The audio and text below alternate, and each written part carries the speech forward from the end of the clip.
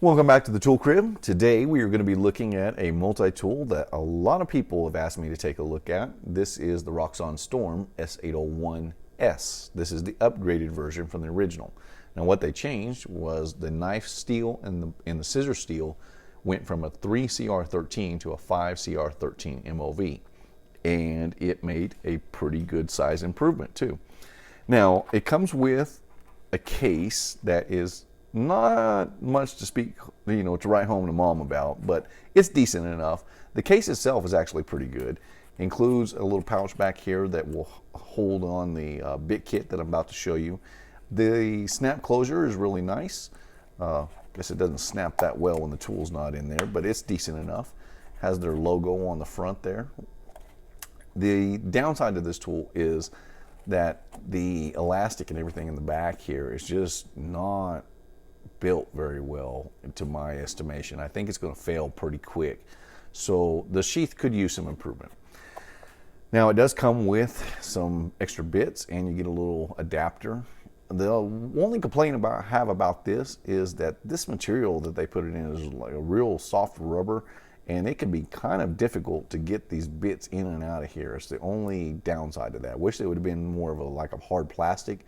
It would have been a little bit easier to get them in and out, or if it would have been, just a little softer, or not quite as soft a rubber, it would have made it better. But on the whole, the bits and the extension that come with it are a big help and an improvement over the for the functionality of this multi-tool.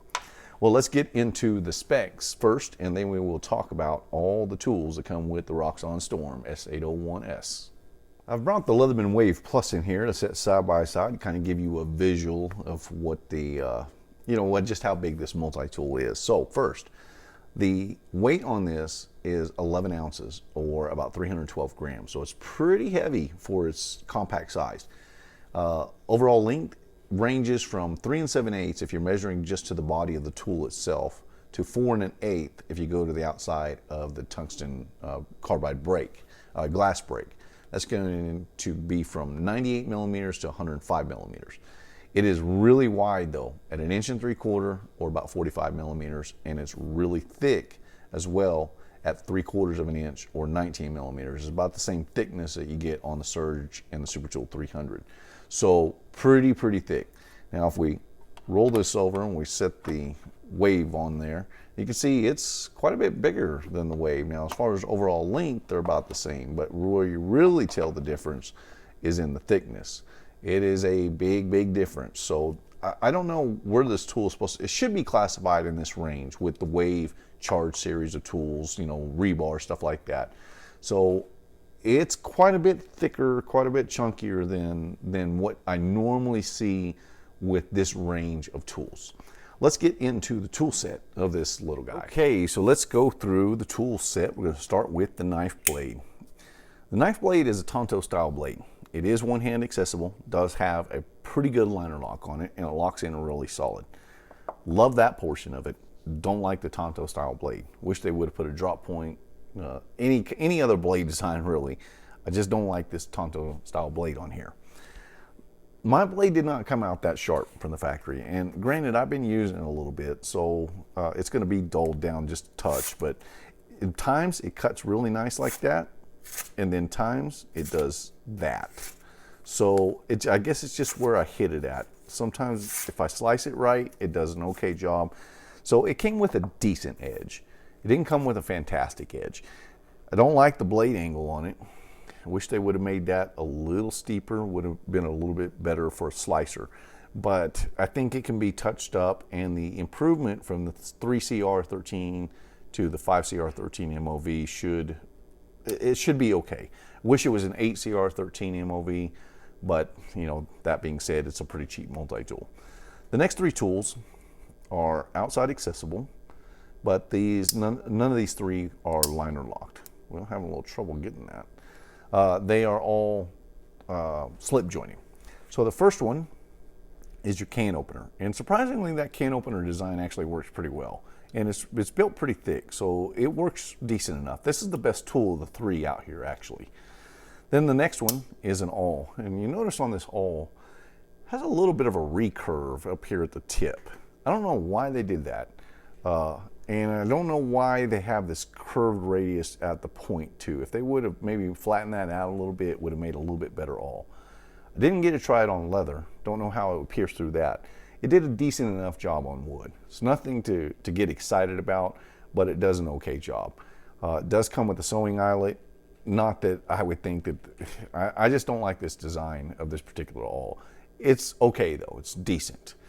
The next tool is their cutting hook. And the cutting hook, it didn't work that great. I mean, it did it okay. I cut through some paracord with it. Really had to hit it a couple times to get through from 550 paracord. They could have done a little bit better job sharpening that up.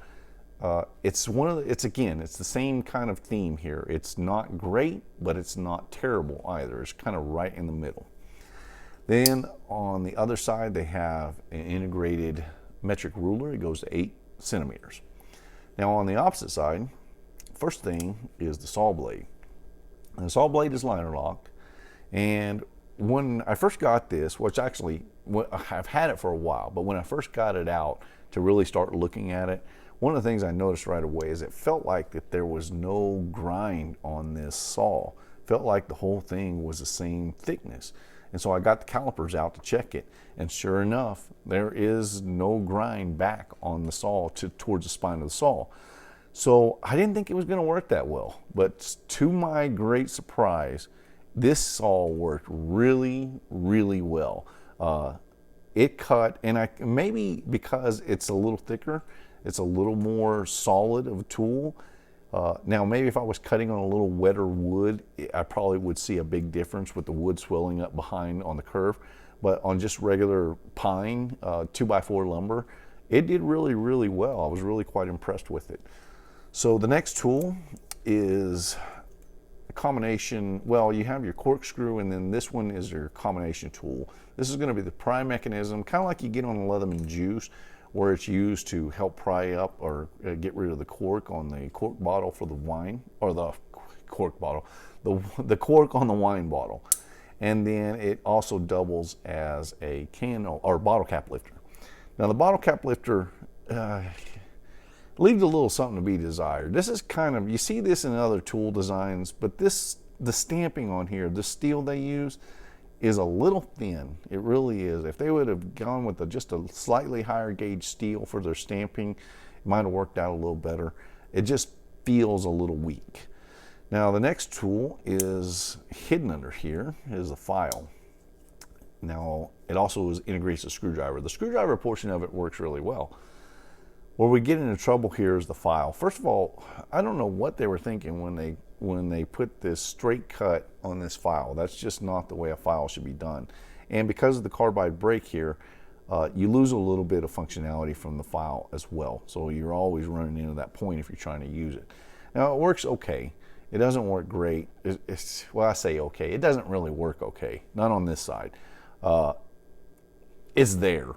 About all I can give it. Now the other side, the crosscut pattern, it did a pretty decent job. It wasn't phenomenal, but it wasn't bad either. And it's kind of what I expect from these Chinese manufactured tools. So it was, I want to say it was okay, but it really wasn't. It was a little bit under what I would consider to be acceptable. So one of my disappointments with this tool is actually that file. Now, then it has the carbide brake. I hope I mentioned that. And then if we open it up, we get to, let's see here, this side. So first we'll look at the driver. Now it comes with the integrated #2 Phillips. And then they give you the pouch here that gives you the extra capability for your drivers. Now this works pretty good. It's not a bad screwdriver. And then the fact that you can set that extension over there and extend your capability. They give you a pretty decent range. They give you some Allen heads, flat drivers. Now they didn't give a big flat driver, which is kind of curious, but I guess they thought that since you had the one integrated here that it would be doubling up. But then again, they gave you a #2 Phillips on here when it already has an integrated #2 Phillips. So who can explain? Then they have a Torx driver in there as well. So the range capability is actually pretty good, and because it is standard 1/4 inch bits, you can put on whatever you want. Now, You'll see that it did slip right off. There's really no retention to this. So it's okay, it's not great, but it is nice that you can extend your capability. Now, this is liner locked, which took me a little while to get used to. It's unusual to see an interior tool like that liner locked, but nonetheless. Now, the pliers leave a little bit to be desired. First of all, they're spring loaded. That's going to be a positive to a lot of people, and it actually made handling this tool a little more comfortable, to be honest with you. I'm not really that big of a fan of spring-loaded pliers on multi-tools because most of the time they're just not done very well. I just like the regular pliers, especially if it's a large enough tool. Now in the smaller stuff, I really like spring-loaded because they're a little cumbersome to use if you don't have spring-loaded. This one is pretty lightweight pliers. It has wire cutters and hard wire cutters, has your regular pliers, has your needle mills. But I was cutting on some hard wire and I could feel the flex in these pliers when trying to use them. Now, as far as wire cutters go, they're not great, but they're not bad either. They're not terrible, I should say. They cut through okay. They crush down. I mean, you get this with a lot of Leatherman tools too. It really crushes it down. If they would have changed the angle of those cutters just a little bit, I think it would have made a big improvement. Now, at first glance, you would think that they're replaceable wire cutters, but in fact, they're riveted in. So I don't really take points away from it for that because there's a lot of other multi-tools that just don't even have that style of wire cutters. So they just did that so they can get an increased steel in there, which is actually pretty nice. Then the next thing with these pliers is there's a lot of flex in them. There's a lot of movement. And a lot of times I'm willing to give some leeway in this department. But these, when you can get them kicked over better than halfway, now one way they won't, but the other way they will. And the fact that they just feel not solid, is the best way I can put it. They just feel a little weak. And you definitely feel that when you're using them in the hard wire cutting capability. Now the next tool, and the last tool on here, see if I remember where, there it is, are the scissors. And this is the redeeming quality to this tool. This is the one thing on here that is awesome. These scissors were also upgraded in the blade steel from 3CR13 to 5CCR13 MOV. And these are one of the best scissors I've ever seen on a multi-tool. These things are shears, basically. They are just phenomenally good. The problem in the knife scissor version of this tool from Roxon, I love these scissors. I didn't much care for the knife, but I liked the overall concept of the knife scissor combination. I thought that could make a really viable and commercially profitable tool for a company who did one right. The problem with those is the scissors, because they were using that 3CR13, were very soft. And so I was cutting with some stuff and they just didn't do great. You really had to touch them up right away after cutting with just minor stuff. These, on the other hand, with the improved 5CR13 MOV, I mean, just look at how great these things are. Really awesome. They really, really are. This is the saving grace for this multi-tool. It really is. One of the things I really can't speak highly enough about. Let me talk about the high points, what I think of the high points of this, and then I'll kind of grade it out, tell you what I really think of it. So the first thing I want to talk about is the price. Now, this version is the higher version. This is going to cost about $45, where the original version of this tool sells for about $38 on Amazon. Now, I haven't watched this one that closely to see how much prices fluctuate with this one, but since the time I got it a few months ago and the time that I looked it up just today, it was the same price. So I haven't seen any variation as of yet. The high points to this tool, like the one-hand accessible knife blade. Wish the knife blade was a different style, but they do definitely, in my book, get points for that. The saw was actually pretty impressive. It's really solid. It really is. I was really impressed with how well it did, considering it doesn't have, they just didn't grind it correctly. I was really, really impressed with that. I got to be honest. The next tool, obviously, is the scissors. It's easy to see how much I love those scissors. Great tool. Love how they snap in solidly. They just got a good feel to them, a good spring back. Everything about the scissors is just really, really well done. The driver is pretty good. I love the fact that they have a 3D Phillips on here, and I do like the fact that you can add on their extension, add some extra driver capability. Would be nice if it was a little bit longer, but you can only do so much with a multi-tool. So they did pretty good on all those departments. Now, as far as the well, I guess the ruler, if you're working in metric, the fact that it's nice and flat here kind of works as a straight edge and decent high visibility ruler. That could be a plus. For me, because it doesn't have imperial, it doesn't help me very much. The rest of the tools on here, though, are a little subpar for me. And it's kind of almost what I expected with this tool. There's some high points to it, and there's some low points to it. The file, they could have done a lot better job on it. The corkscrew combination thing here with the bottle cap lifter and the pry tool version of it, or the cork pry tool, I guess, they're okay. They're not great. They're not terrible. Having had a chance to test that carbide brake to know how well it works, but I'm just going to assume that it's going to work just fine. Now, stuff like the awl, the cutter here, the hook cutter, just doesn't.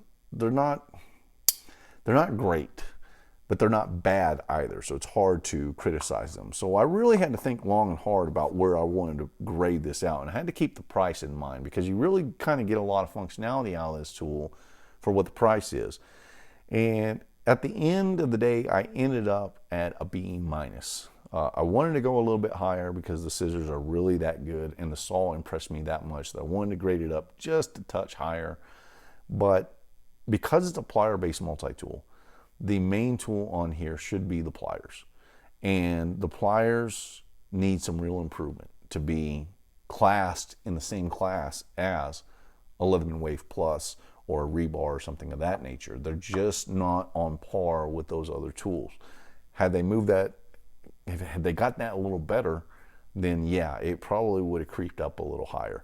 I had to keep the price in mind though, because at $45, it is half the price of the Wave, or a little more than half the price. Are you getting double the tool out of the Wave?